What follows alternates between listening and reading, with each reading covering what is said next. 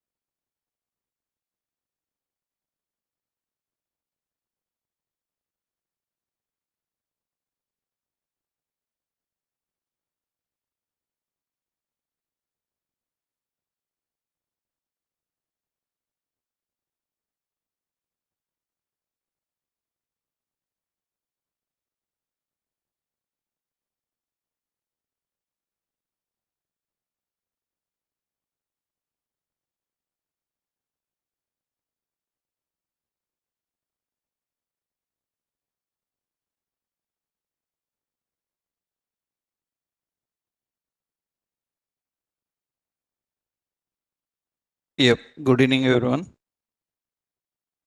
So, in our previous class, we learned about how to deal with custom components, controlled.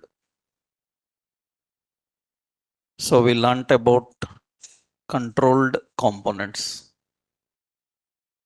how to design controlled components and how to use them.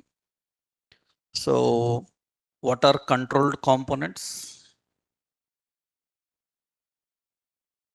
So, controlled components, what is their purpose? Huh? So, they are simply like relative. That means they are controlled by their parent. Data can be handled by the parent will send the data, and we learned some examples like navbar, grid, user control, how we can manage. So next important after understanding that, so what we need to do, so another important is we need to understand the concept of conditional rendering. While working with components, another concept is conditional rendering. So, what is this conditional rendering and how we can use conditional rendering? Conditional rendering concept is nothing but, for example, if anyone asks you a question like, can I have a function? And can this function have multiple return?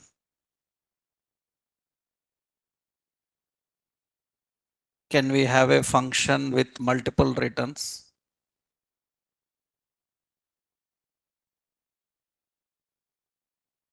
Can a function return multiple? More than one return can be defined in a function?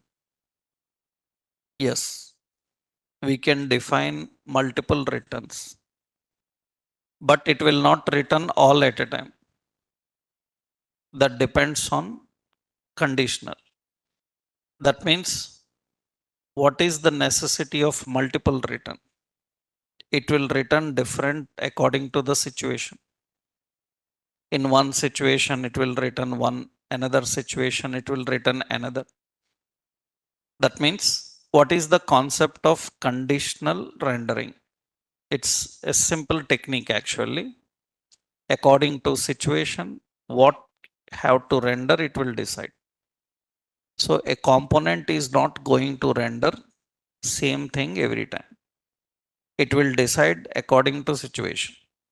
According to situation, it can change. It can change. So the concept of conditional rendering is that. So conditional rendering is a technique, is the process of rendering the process of rendering different content according to state and situation. Conditional rendering is the process of rendering different content according to the state and situation. According to the state and situation. So a component can render different JSX elements. A component can render different JSX elements. Different JSX elements according to situation. A component can render different JSX elements according to the situation. That's what actually conditional rendering. Conditional rendering is the process of actually we can implement in different places. For that we need to learn a complete example, then we can better use it. A different example then means it has different levels actually. As of now we can learn one concept, later we will implement in different. For example, I will tell you one situation. Suppose when I open any uh, page, for example, I open a Google page. In Google page, it is showing my profile related photo here. Why? Because already I logged in into my account, then Google is showing my profile picture there. If I don't log in, instead of that profile picture, it will display a sign in button. That means what actually it renders there, it renders a sign in button. And whether to display a sign in button or a profile picture, that depends on whether he signed in or not. If user is signed in, then display his profile picture. If user not signed in, then display a sign in button. That means you have to render different contents according to the situation. That means you have a component, actually that is a header component. That means it is a header. Header will change. If you logged in one style, if you logged out another style. If you logged in, it will put a sign out option there. If you already logged out, then it will put a sign in. How you will change a component in such a way that it can render different contents. That means how we can change a component to render different contents. That generally we can do by using what? Conditional rendering. Conditional rendering. At UI level, you can manage. In the component level also we can manage. For example, yesterday we designed a grid. NPM start. Yesterday we designed a grid. Actually, how grid is displaying data? Grid is displaying data in a table form. It is showing in a table. But I don't want like that. I must able to change the layout. For example, you see currently I am browsing some files. These are some folders. Currently, I am in detail view. I am in detail view. In detail view, it shows folder name, modified date, type, size, everything. I can change this view. I can change to large icons. Then it is going to display like this. That means some columns are hidden, only some content is displayed, and it is displaying this. That means we are using different views here. According to the view, it is going to change. In one view, it is showing lot of details. In another view, it is showing only few details. That means how the same component can change itself. That means in one situation, I want only product name and its price.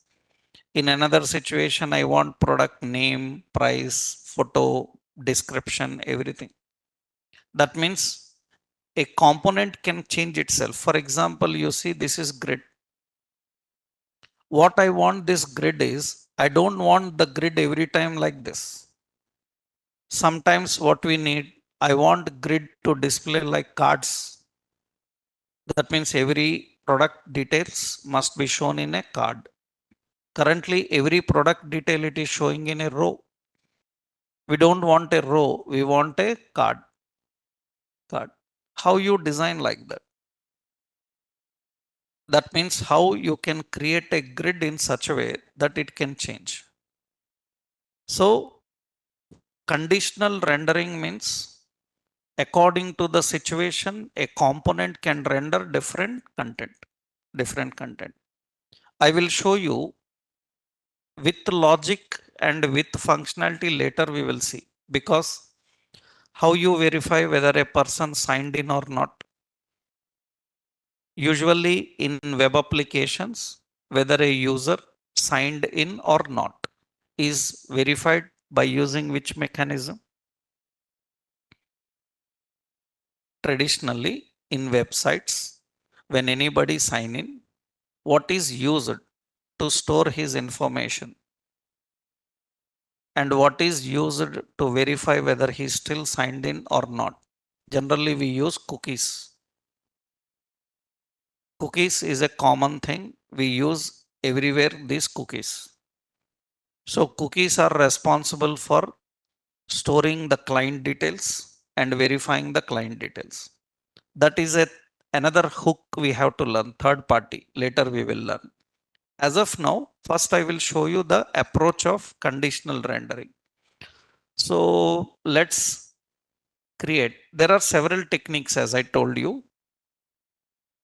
First, I will add a component here. This is conditional rendering. Okay.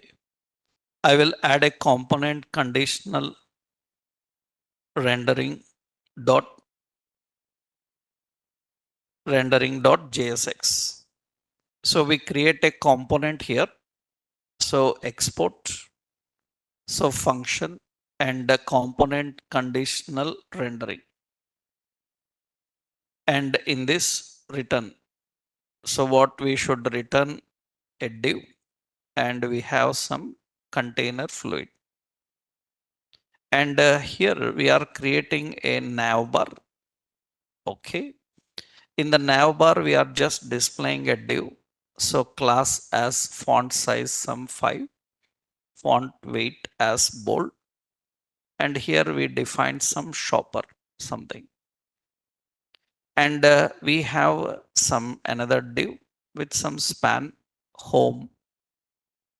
So class BI, not BI, just I will use MX2 or 3. Okay, some options I created. So that means home, shop, something. So here we have pages. So we have like blog, something. Okay. And here we have another container. Here we need to put a button. Sign in. That is the button. So class BTN and BTN some primary. That is the button. Okay. Now usually this navbar is having deflex, justify content between padding 2, margin 2, margin top 3 or something. Let's keep this conditional rendering in the startup. In index.js, we are defining conditional rendering. Okay. And it is going to display this screen. We just have a traditional nav bar at the top.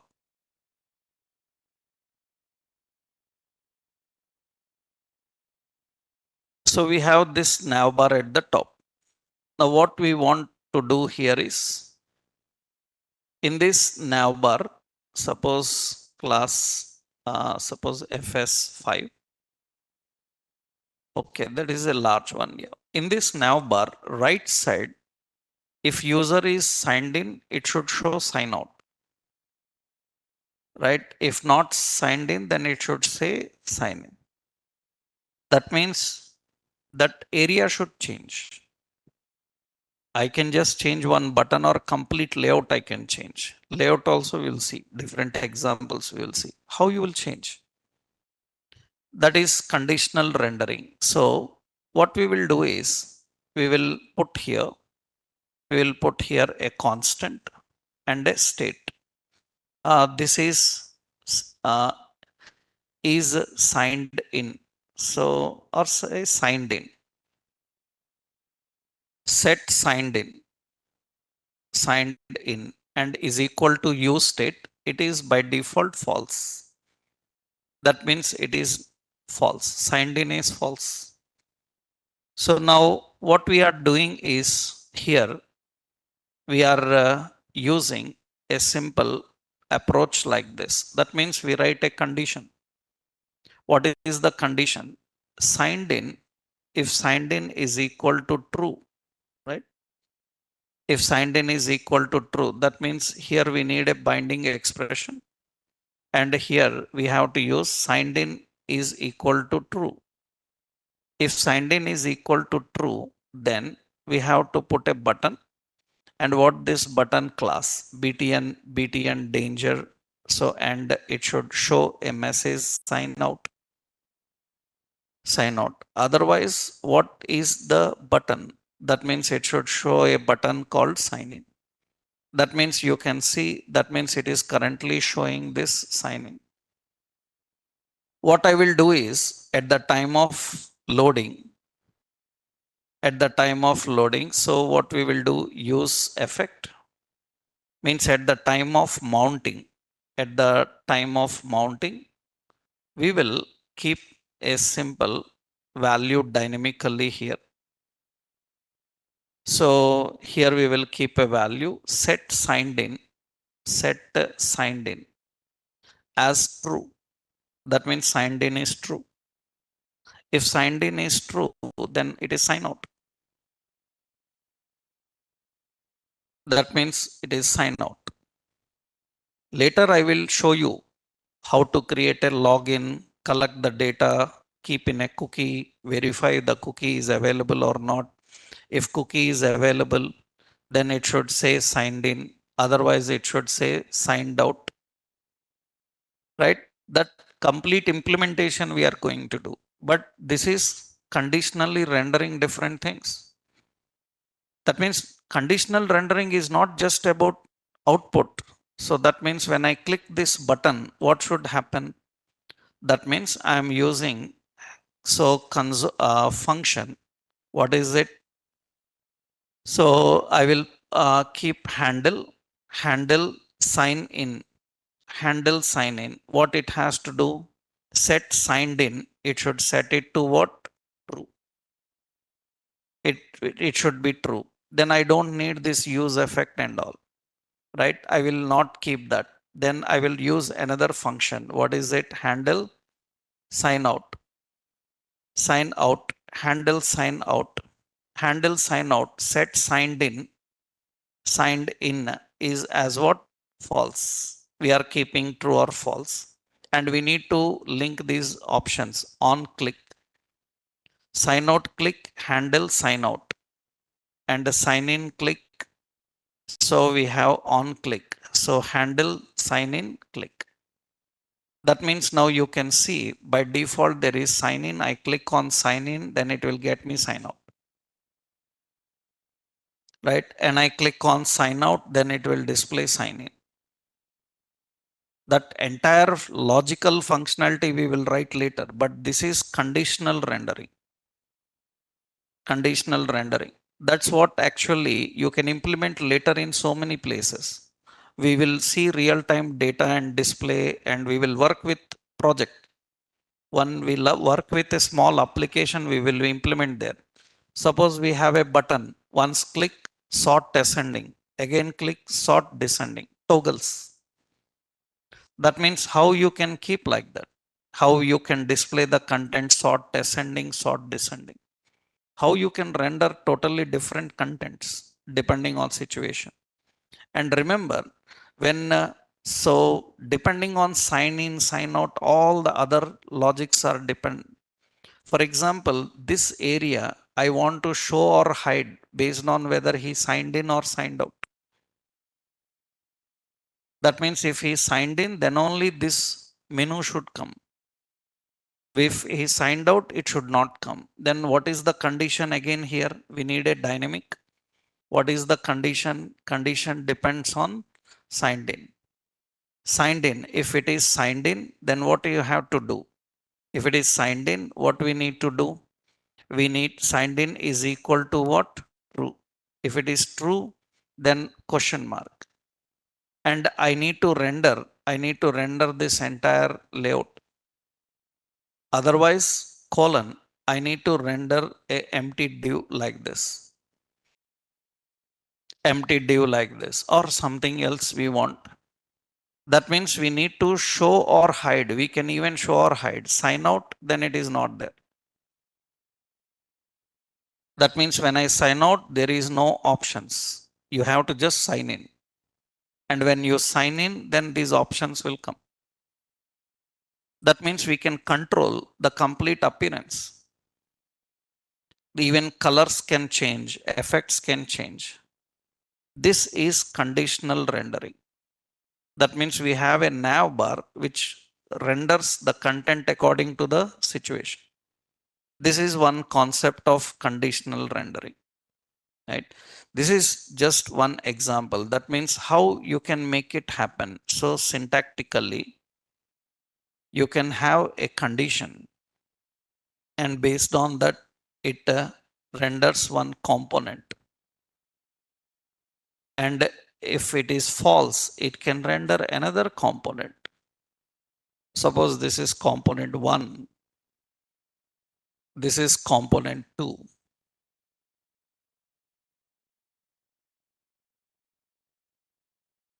You can render different components. You can render different JSX elements. You can render different layouts. So this is one concept. What is another technique is directly you can design a component which can have different behaviors. One component can have different behaviors, different behavior. For example, let's see here. I am using, this is example, conditional rendering dot what JSX. I will copy this one. This is an example of that conditional rendering. For example, we will create another one. That means we will create another situation. Suppose already we have some grid. Already we have a grid. I will add another custom component. In the custom components, I will keep here another file, data grid.jsx. We have grid data grid.jsx. Now, here we are defining export. So function data grid. What this data grid have to do is, depending on situation, it should able to render different layouts. That means what data grid, it is a controlled component. Controlled component means it will take layout. Layout is one parameter. That means usually parameter is what? Props. Na? Props is an object type. So here I am writing a condition. If props dot layout is equal to is equal to grid, if layout is equal to grid, then it should return one different container. It should return one different container. And otherwise, or you can write a switch, right? Otherwise, so we will return, or we will simply put here else if, yeah, we will write another condition. So the props dot layout is equal to, suppose, card. It's a grid and card. And if it is card, then it should return a different presentation. Otherwise, it should return a different presentation. It should return a different presentation. So we have different logics. That means this is conditional rendering of a component. That means what it is going to return, how it is going to behave, it will be changing according to situation. That completely depends on what layout they selected. That means if it is grid, then it should display the data in a tabular form. If it is a card, it should display in a card style. It should display in a card style. Temporarily means dynamically how to create a grid. Yesterday we saw how to create a grid tabular form, how to generate the data into a tabular form. We learned now. What is that? What we have to do? Roughly, I will give here. What is it? We are expecting props dot what fields. Sorry, we will create a table. No? Right. We are creating a table. So class, so table and table hover. Okay. Now here we are displaying t head, and in this we have tr. Th depends on the date fields you pass. So props dot what fields, right? We are using the fields, and the fields what dot map. We have to read every field, and we need to generate a th. In that we need to display the field. Even the key is the field. We are using the field. And in the body, T body, so we learned how to present the body. So what we need to do, we need to use props dot data dot what map. So we need to read every item. For every item, we need to create a row. And this row will have a key that is item, and every item is an object. And for every item, we need to create a cell. Then what we have to do? Object dot keys of item. We need to read every item, and we use a map. Read every key, and for every key, we need to create a cell. In that cell, we need to display the key. The key, also the key. Okay. That's how already yesterday we discussed this process. This is how we are generating the data in a tabular form. Now, if it is a card, every data need to be displayed in a card style, not a tabular form. That means what we have to do, props dot data dot what map, and the map will read every item. For every item, I need to generate a card. Then how do you generate a card? This div will use a class name called card. Margin 2, padding 2. So, and it is having a style. What is it? Width is some 200 pixel. That means every card, for every item, it will generate a card. That means the key we will give as what? Item. And usually card will have a card header. Card header class we are giving. What is it? Card header. In card header, I want to display the key.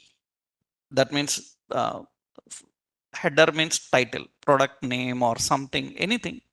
That means what I will do here is item. Item is an object. Item is an object of key. We need to pass the key. Which one? In order to access any key and display its value, that means we need its key. So how do we access every key from it? That means again we need to display the key. I will show you here. But let's first print the layout, then we will print the data inside the layout. That means I need another div. Okay, and what this div contains? This contains class as card body. In the card body, so here this is the header, this is the body, and actually, so in the card body we need to display, yeah. Class name is dflex, and just dflex is okay. Flex wrap if there are many, right? I will give options like this. Now we will print these cards, we will display that. If they haven't selected anything, then it should print a header saying that please select a layout. That is the message we are giving. We have two layouts. What are those? One is the layout is card style. Another one is what? Grid style.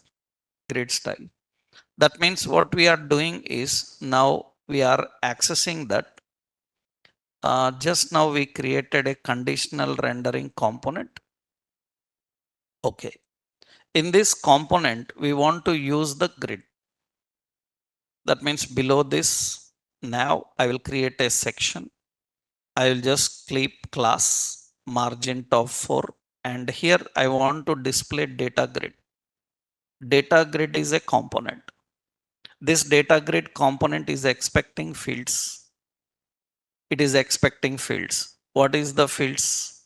So fields is an array. We will give, so one is name, another one is price. Just roughly, I added two details, name and price. And what is the data? Data is also an array. It contains two objects. One is name. So another one is its price. Okay, I have another data that is name, and it is having the price. We are having some price. Now what is the layout for this? Actually, I haven't mentioned layout. I haven't mentioned the layout. Then you see it says please select a layout. It is asking please select a layout.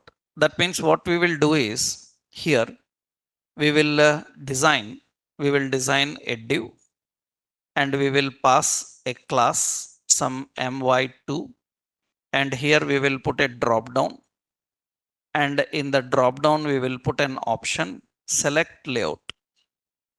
What are the two layouts we are having? One is what? Grid. Another layout is what? Cards. What is the value? Value for this is grid, and value for this is card. Value for this is card. And this is having a class, some class name form select, and I given here W25 something. You can see this is the layout. When I select a layout, that layout should apply to this. That means now what we have to do? The grid, we have to display the layout. So we are using a constant layout, and what? Set layout is equal to use state. Currently layout is empty, nothing is there. That layout depends on what you are selecting from drop down. That means we have a function handle layout change. Am I right? E, how to get the value and set layout? Layout must be e dot target dot value. That means handle layout should work when we are changing the drop down. That means here on change, handle layout change. That means now what happens here is I am selecting a grid. It should display a grid format. But we are not applying the layout for this grid. Grid have a property called layout. Layout is coming from a value called layout. It is coming from the layout. Layout is the value coming from drop down. It is coming from drop down. And now you can see grid, but it should not display the keys. It should display the values. So in the data grid, we have done some small change here we need to do. This is not key. What is it? Item of key. Item of key means it will display the value. That means it is going to show those values. I am selecting the layout as card. It will get a card style. I am displaying grid. It will set a grid style. Now in the card style, you need to display the data.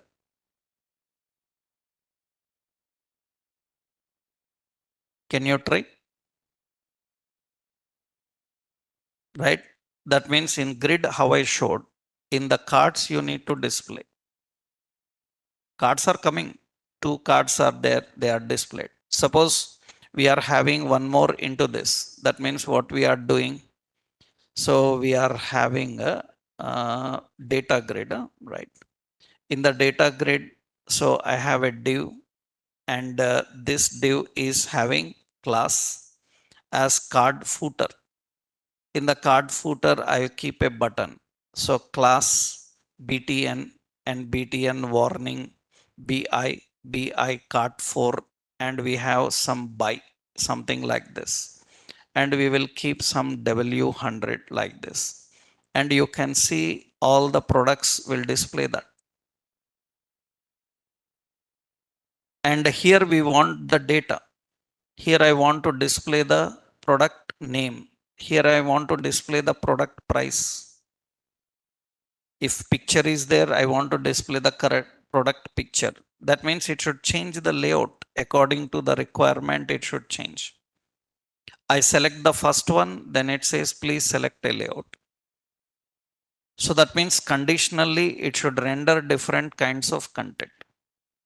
Tell me how to display the product name. I am using item.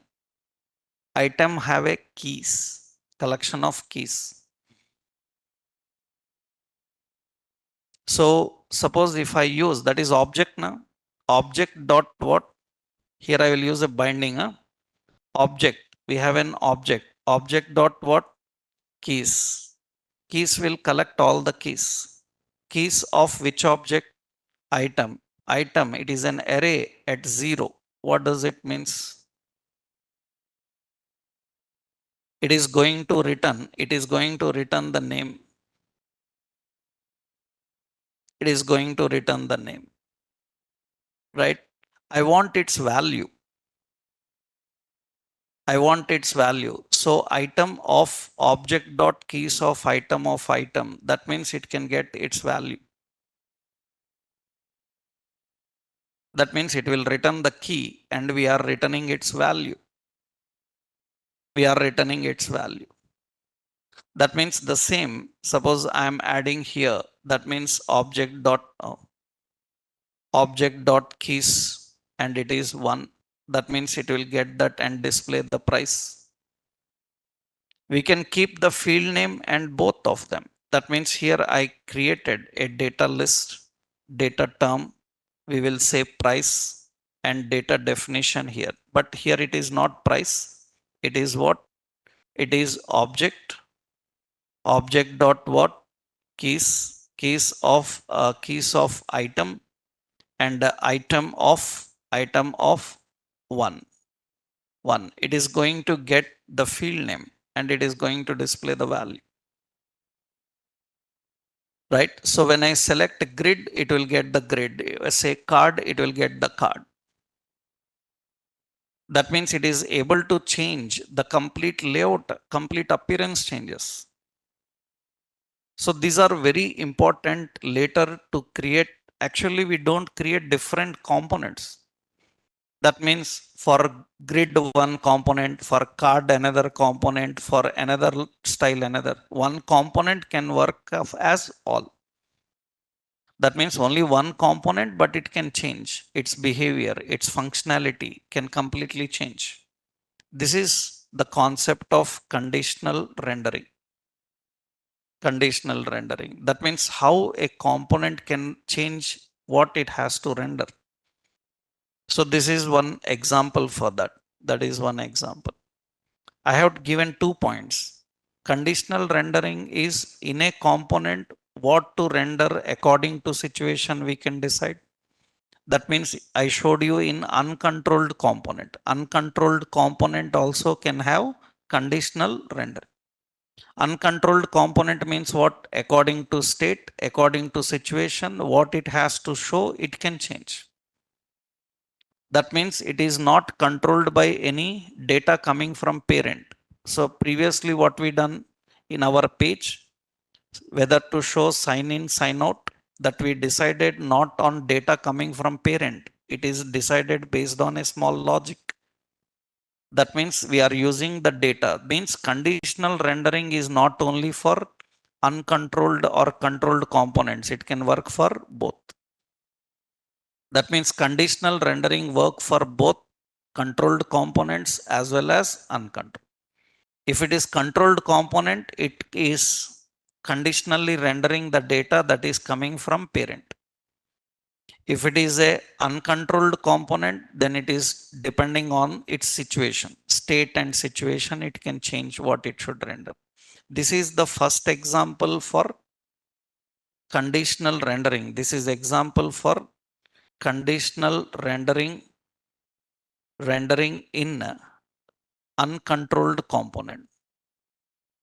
It is conditional rendering in uncontrolled component. Again, in controlled component, example is this. Conditional rendering in controlled component. Controlled component. So actually syntax, how it will happen. First, I will give a syntax. The syntax will be like this. Syntax is what? Function, the component and props. So we need to define if props dot key is equal to some value. Then what it should do? It should return some JSX.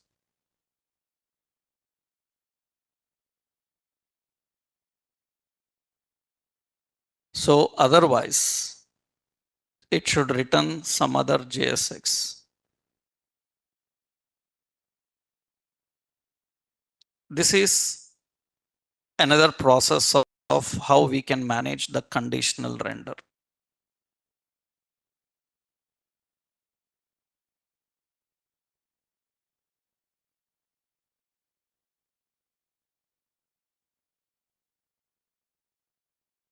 So conditional rendering. At various levels, we can implement this. In different situations, we can implement this with lot of data coming from APIs. We will do that. So this is example. In the example, what we done is first go to custom components and add. We are adding a new one. What is it? Data grid.jsx. This time data grid JSX is having a different logic, and conditional rendering .jsx. In conditional rendering .jsx, I will copy the code I given. This is another one. That is the two concepts that we implemented. So data grid, what it is doing? Data grid is using a component function, and the component function comprises of properties. These properties will have some references like layout and data and fields. Layout is going to change the complete appearance of component. So if it is grid, you can write a switch. If there are many cases, then you can write a switch case instead of writing an if condition. You have both situations. So this is one concept. Actually, these kind of components are very commonly done using bootstrap like things. I hope you learned bootstrap. In bootstrap, you learned nav tabs. Nav and tabs are present in bootstrap. On click on one tab, one content will open. Another tab, another content will open. That means it will render only what you need for that particular situation. So one component can have different behaviors, right? This is all to understand how to transport the data, how to handle the data in a component through controlled and uncontrolled, and by using context. So I hope you understood the answer for the question. If anyone asks why I need a context if I can transport data from parent to child using properties. That means properties is possible only for components that have that are controlled. If their components are not controlled, then they don't allow properties to pass. Then how do you transport the data is by using context, right? Next important after understanding, and remember these all we will implement in some examples projects. These are not complete example. These are just syntax based example. How they are designed, how they are used. We will implement in a project based example. Complete application we will do that. Now here another concept we will regularly use. Another important is we have useReducer. Another important hook is useReducer. So use state, use effects, use reference, and use context and use reducer. So what is this reducer and what is the job of this reducer? Actually, the main concept about reducer is it maintains a global state. Global state. It maintains a global state. What is the concept about useReducer is it maintains a global state. So global state is is referred as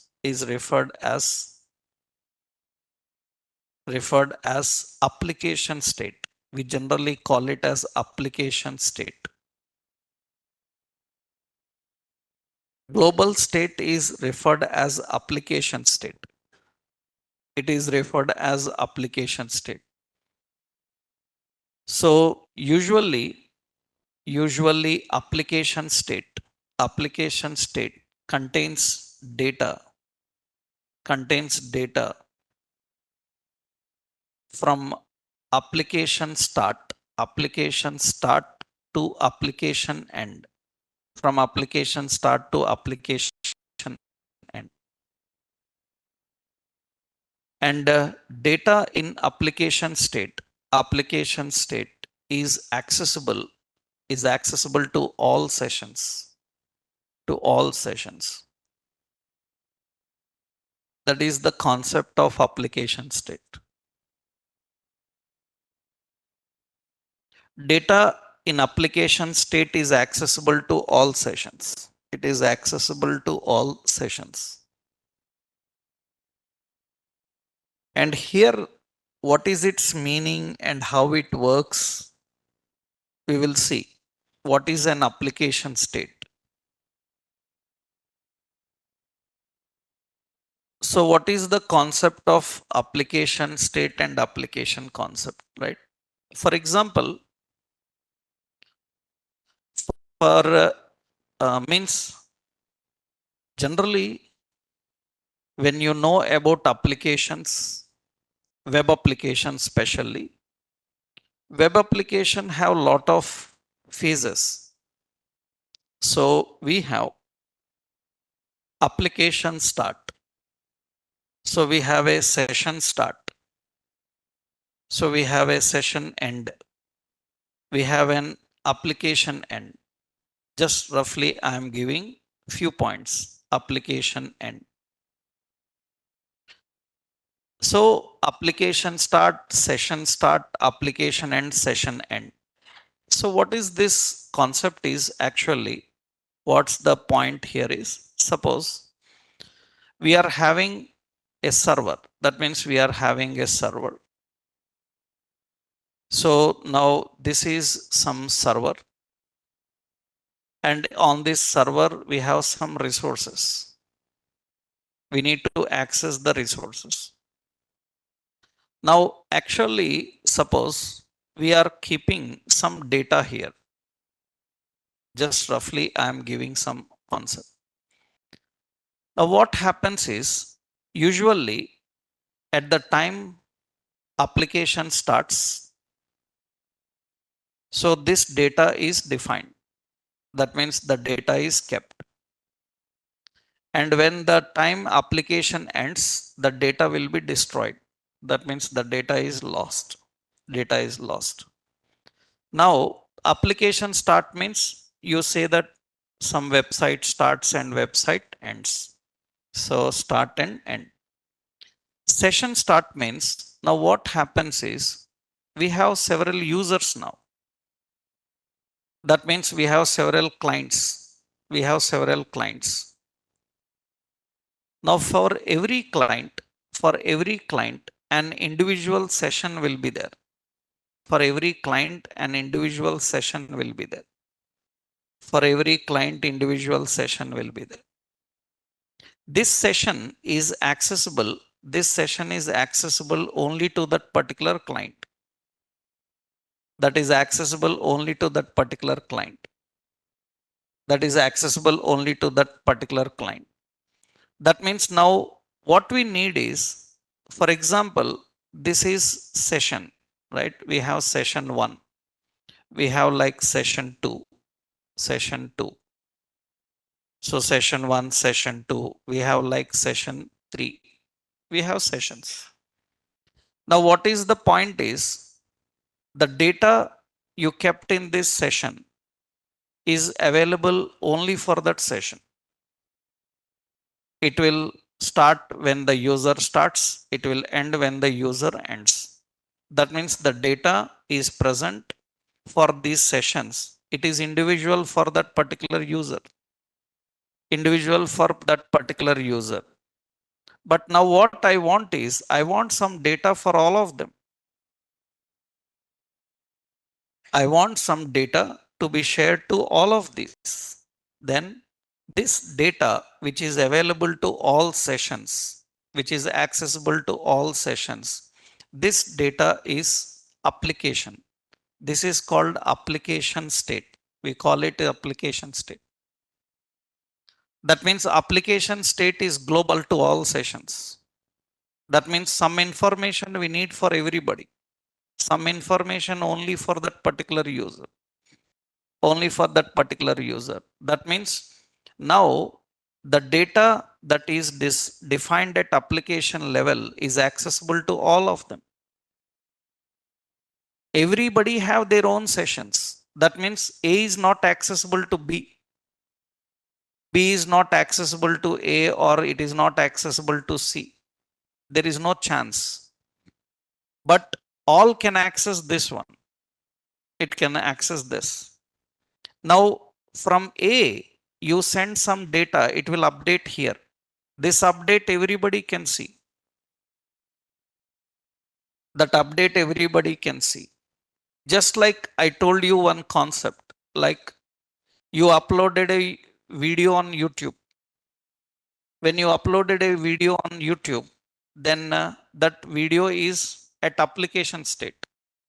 It will ask likes. That means what happens? First user. So what happens? First user signed in. After signed in, he liked that video.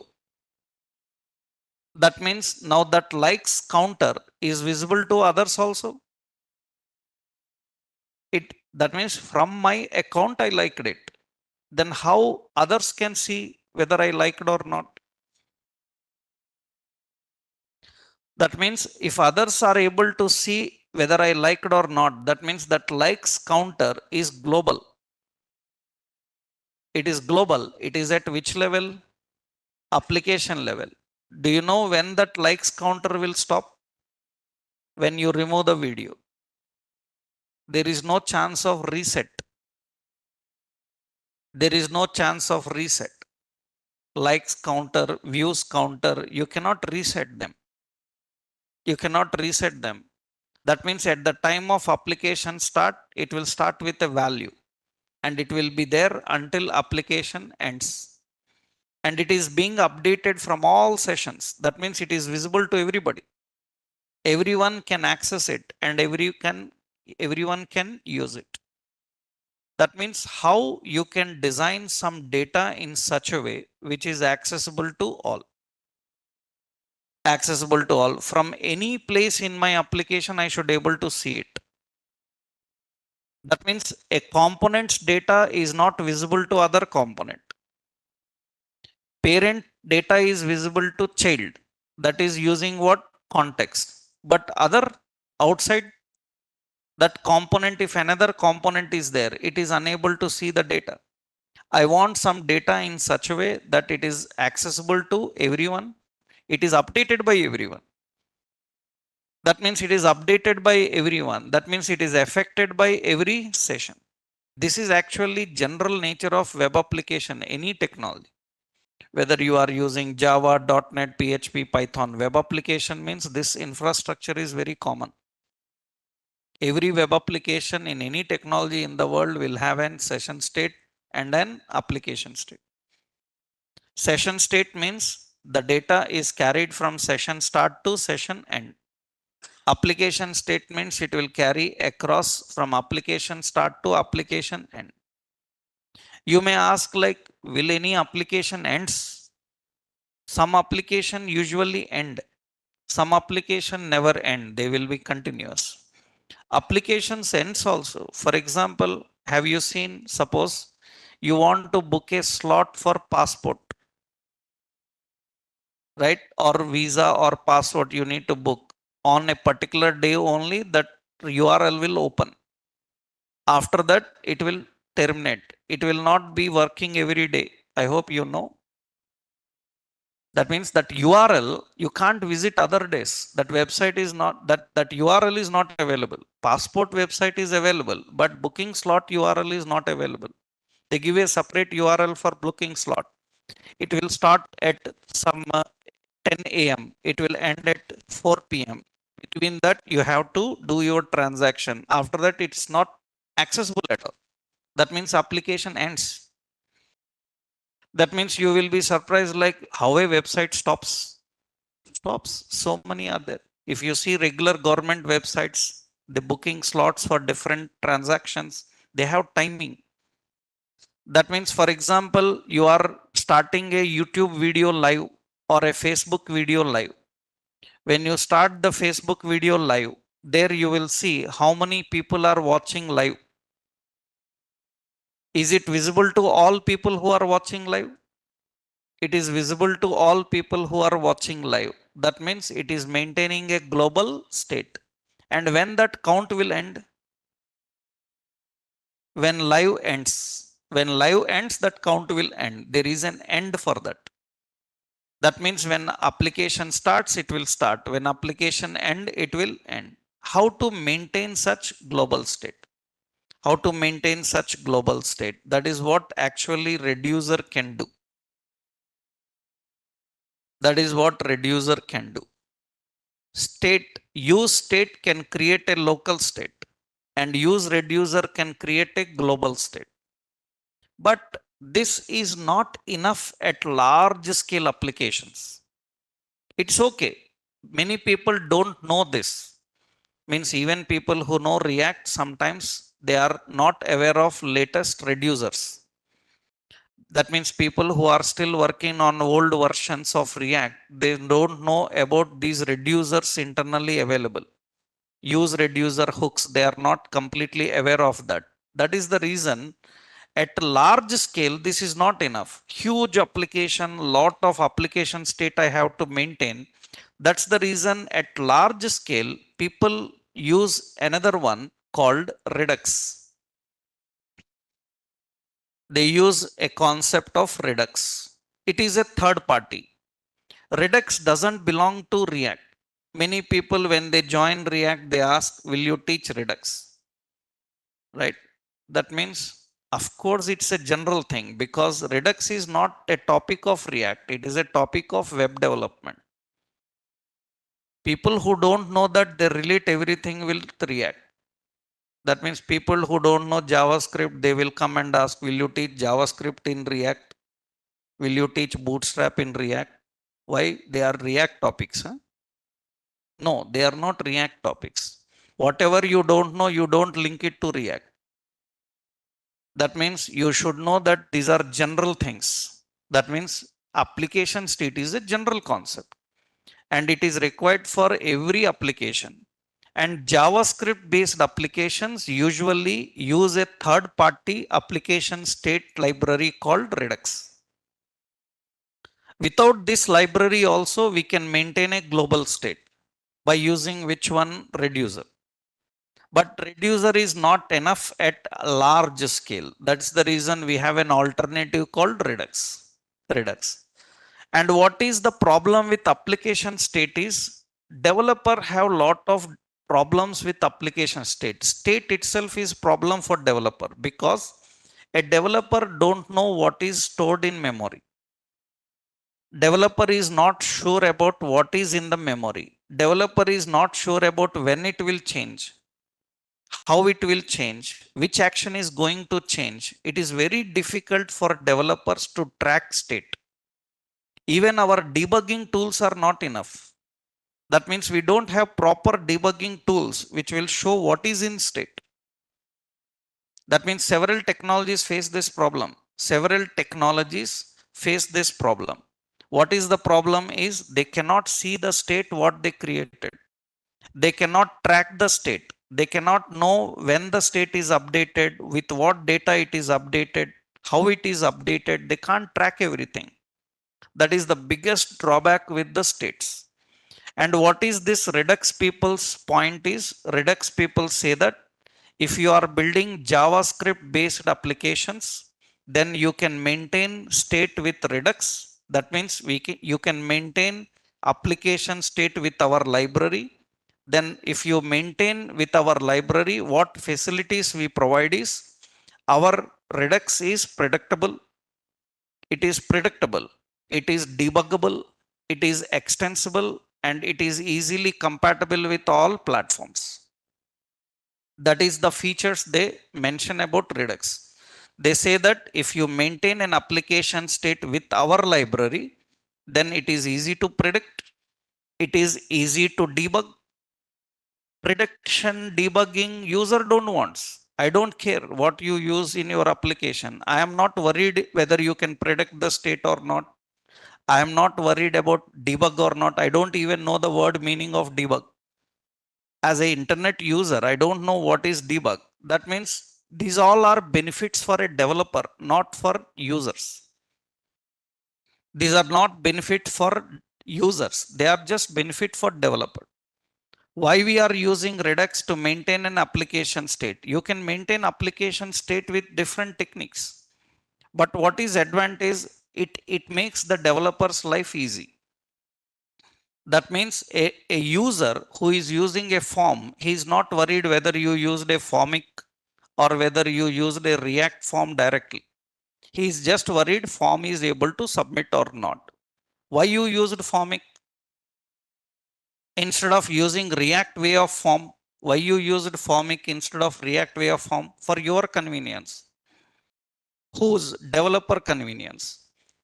For developer convenience, they are using different techniques.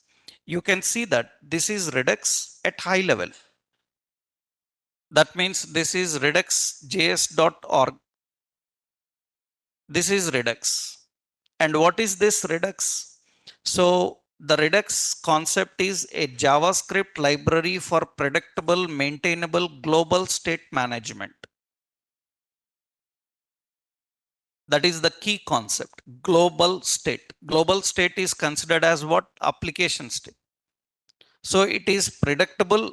So what is their claim? It is predictable, it is centralized, it is debuggable, it is flexible.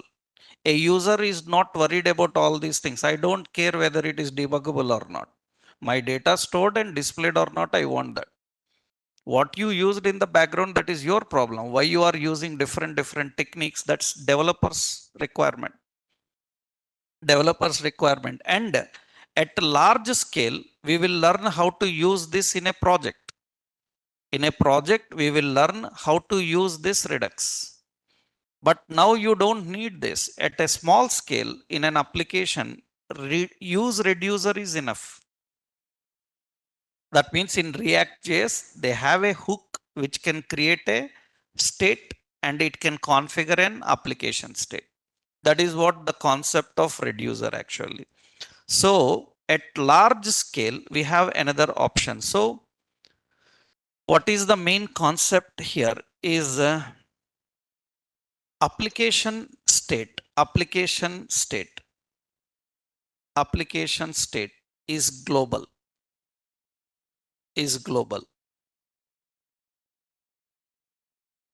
and requires features for developer, like predictable,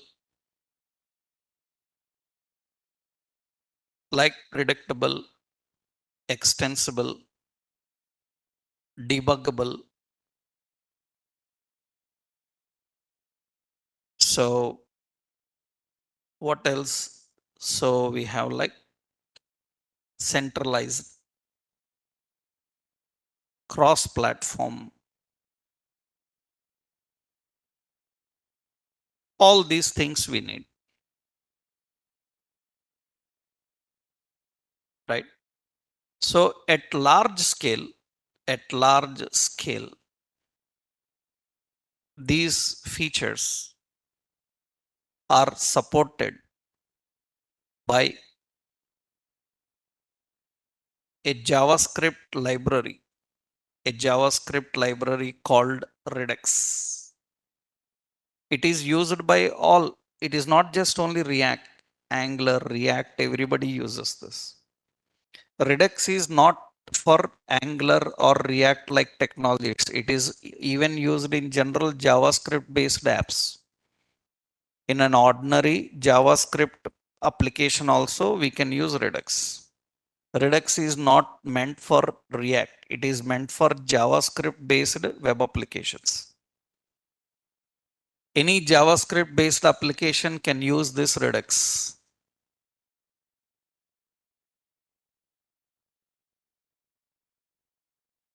Any JavaScript application can use this Redux.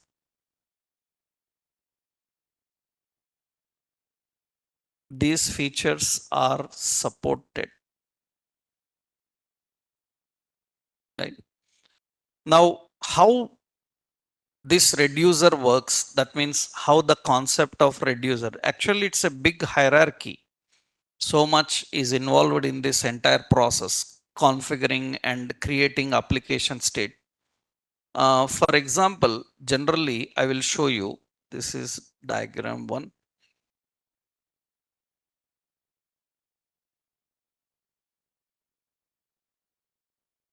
Okay, so for example, you see here, suppose I say, I'm giving a simple flow here. Suppose these are components. Okay, suppose we are having a component 1. So this is one component. Now we are having another component. So that means this is component 2, C2. Okay. And this is component 3. So we have 3 components usually. Now what happens here is I want to transport, I want some data to use. Actually, for component 1, I had some data. I have some data like A. This is for component 1. I want this data to be used in component 2 and 3 also. That means I want to transport this data from, I want to transport this data from component 1 to 2, 2 to 3. Everywhere I must able to access. If everywhere I must able to access, then actually if component 2 is running in component 1, then we can use a context. By using context, what we can do, we can pass the data from this to this. And if component 3 also in the context of 1, then you can send here also. But if they are independent,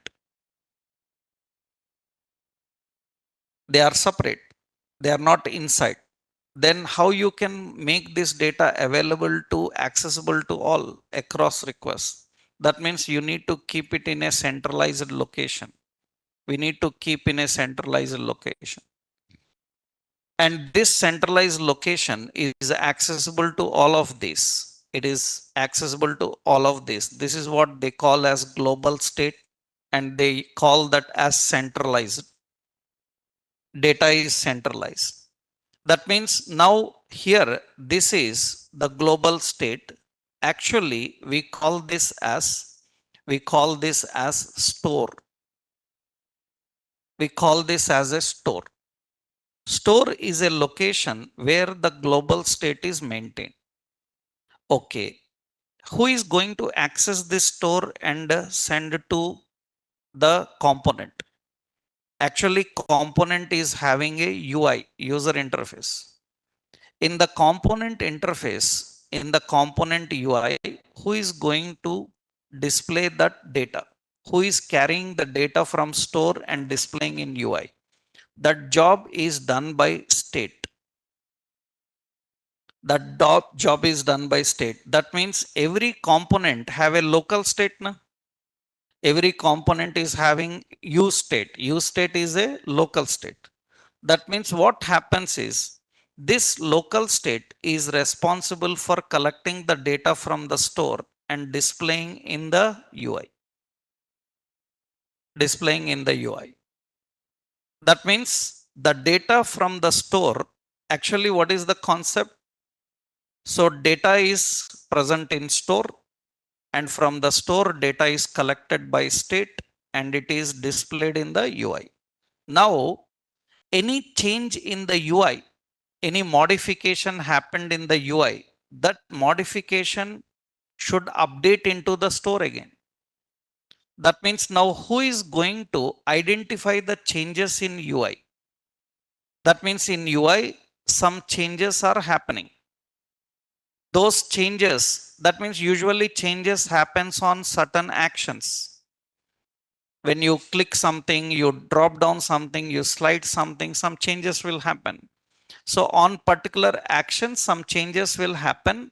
Changes will happen in which location? Changes will happen in the data. That means in the UI, some changes are happening in the data.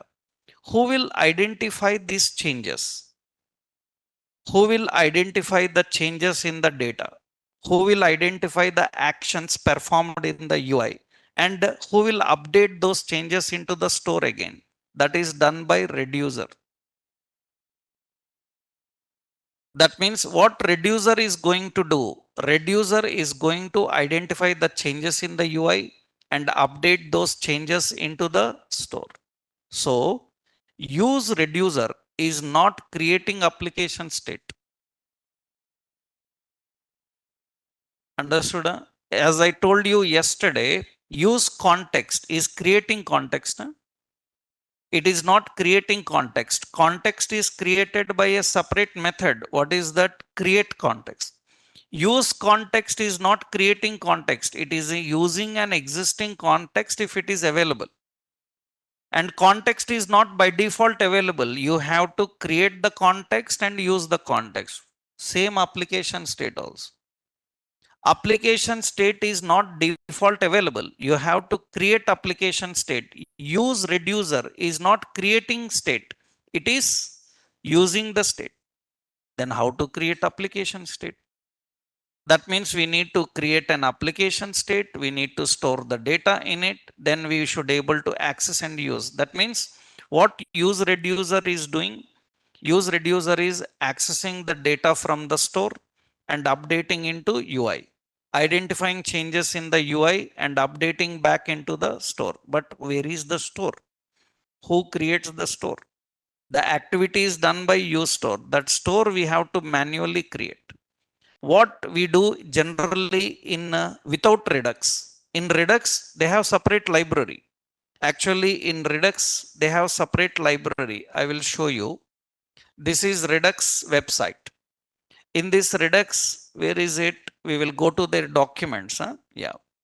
In their later you will learn about this. Actually, in this, they have a separate store. That means they are having a separate store. That means what they have to do is they have to create a store. That means they need to create a store. You can see there is a store creator. There will be a store creator. Later you will learn all this. Just I am explaining the point. Store creator will create the store. In that store we keep the data, and by using reducer, what reducer will do? Reducer is going to use this store. So whatever the store is created, it is going to use that store. So we have store created first, after that the reducer is using the store. At large scale, we have these options, but in application, usually what we do is we create a store just using a global variable. Understood? That means we create at application level, we use a global variable. That is the reason many times we are not satisfied with that. That means you just created a global variable, in that you put some data you are accessing from everywhere. That's the reason they say that. So that's not a good idea. Better we use at a larger scale with complete separate components, right? So actually, this reducer, you can say reducer, yeah. Application state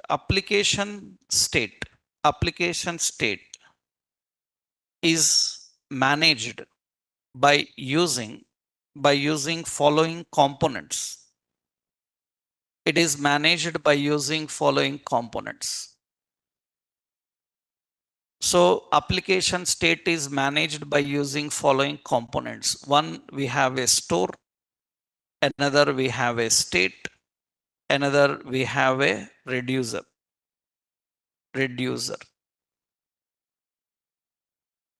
So store, state, and reducer. These are three major components. Internally, so many others will come. What is the concept of store? Store is a location where the data is kept. Data is kept. It is a global location for application. It is a global location for application. And state is a component. State is a component used to access the data and provide to UI. State is a component used to access the data and provide to AI. Access the data from store and provide to UI. Reducer. Reducer comprises of actions. Reducer comprises of actions that identify the changes in UI and update to store. That identify the changes in UI and update to store. These are three basic things: store, state, and, uh, reducer.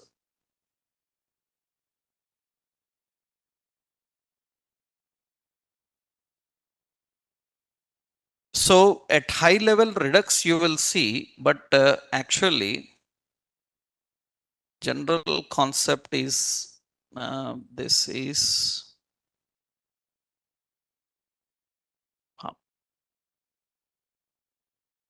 these are basic components flow, just rough reference of that. Data is kept in a store. Store is accessed by state and it is updated to UI. UI triggers some actions. Actions are sent to reducer. Reducer update to store. And whatever updated in the store, again state will bring it and display in the UI. This is a centralized flow actually. That means how it is going to work. It is going to work. Now we will see how to implement this. That means how to create a state, how to update it, how to store the data, how to access, and how to display. Where it is used, I explained scenarios, but in large scale, we will use in Redux, right? But how to deal with this, that we'll see tomorrow. In tomorrow's session, we will learn how to implement this reducer. Not Redux. Redux later we will see. Because once you know these hooks, then we will go into next level. Once we know this reducer, then in the next session, now we will learn about class components. All these days we learned about what? Function. Some more hooks are there. Those will come later in working with different environments because some third party cookies and all will come. We'll see them. But once we know this reducer, then we can move to another one. What is it? Working with class components. How to use class components. That we'll see in tomorrow's session. Okay.